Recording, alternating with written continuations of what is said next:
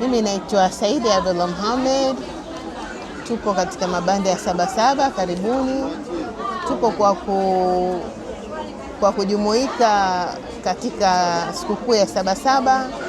Mara hii tumeleta bidhaa ya chai ya maziwa.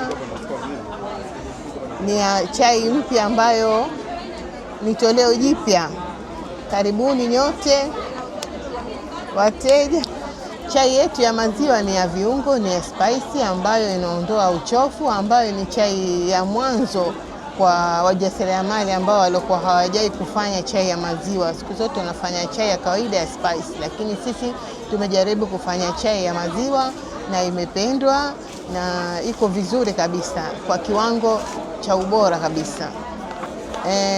Chai masala ya maziwa ni hiliki, vanila, mdalasini, staani, tangawizi na vinginevyo vingi zaidi. Nashukuru mwitikio mzuri, tuna wateja wingi mkoani ambao wanatufuata kwenye banda letu. Tupo Zanzibar, Markiti, soko kuu la Darajani. Alafu tuna kiwanda chetu Magogoni Amani. Bora wa chai yetu ni kuna chai ambayo ya viungo vitupu ambayo inatoa mafua, inatoa uchovu, inatoa homa ndogo ndogo ambayo ndio iko vizuri. Maana ina karafuu, ina staani, iko vizuri.